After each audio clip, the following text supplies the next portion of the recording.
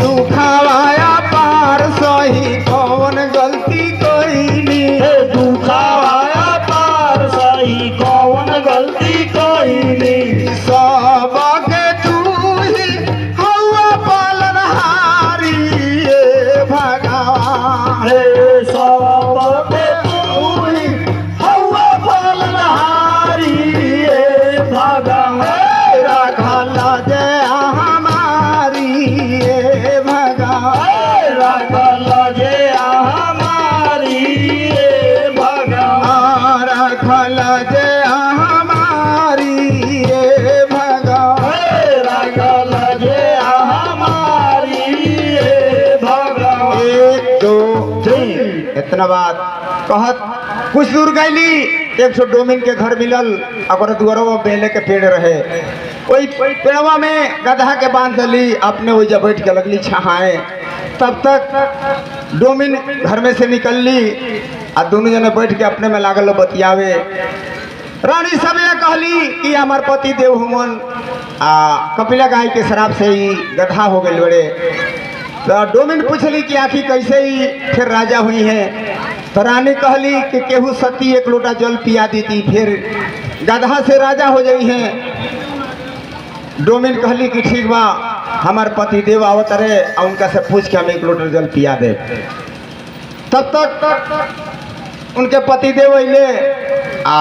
वो डोमिन पूछ के पानी पियाओ के कहली तो डोम कहले कि वही सर तो पानी पियाओ के बा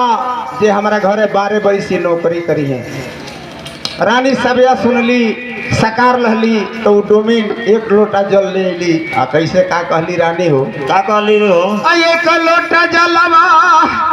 पिया दो हमारे बहिना हो आ हमारो सिंदूरवा बहुरा दो हमारे बहिना हो हमारो सिंदूरा बहुरा दो हमारे बहिना हो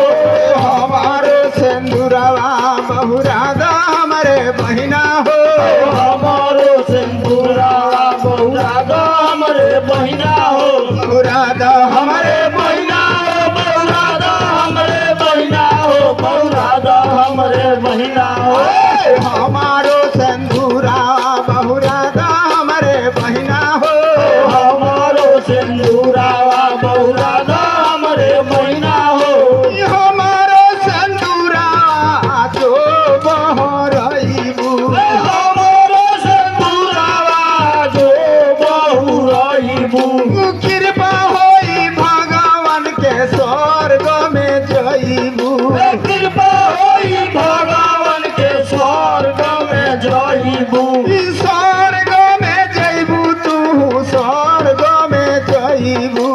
स्वर्ग में जईबू तू स्वर्ग में जईबू जनम जनम तो लेकिन ना भुलाए हमरो बहिना हो जनम जनम लेकिन भुलाए हमरे बहिना हो हमारो सिंदूरा बहुरा दो हमारे बहिना हो हमारो सिंदूरा बहुरा दो हमरे बहिना हो हमारो सिंदूरा बहुरा दो हमारे बहिना हो हमारो सिंदूरा बहुरा दो हमरे बहिना हो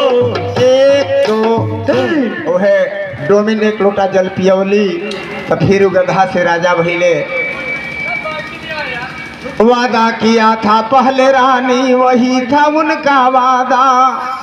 जिसके किस्मत में जो लिख देता है विधाता हो राजा दनिया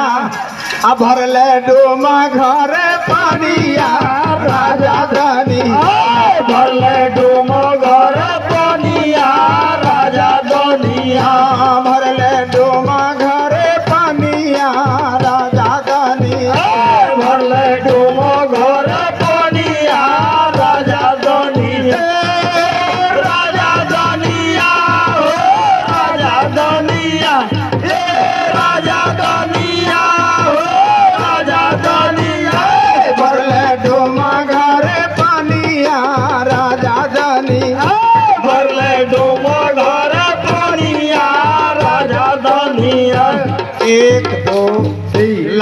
लेकर रोहित को रानी मरघट पहुंची जाई। कर मांगे जब राजा हरिश्चंद्र अब ऊपर से नींद आई हो। राजा धनिया अब भर ले डोमा घर पानिया। राजा धनी भर ले डूमो घर पानिया। राजा धनिया भर ले डोमा घर पानिया। राजा धनी भर ले डूमो घर पानिया। राजा धनिया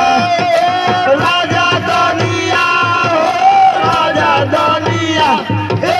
राजा धनिया हो राजा धनिया भर ले डोमा घर पानिया। राजा धनी भर ले डूमो घर पानिया। राजा धनिया तो जिंदा हुए रोहित मिले दोनों राजा रानी। कृपा भई भगवान के फिर मिल गया राजधानी हो। राजा धनिया अब भर ले डोमा भर पानिया। भर ले डूमो घर पानिया। राजा धनिया भर ले डोमा घर पानिया। राजा धनी भर ले डूमो घर पानिया। राजा धनिया 1 2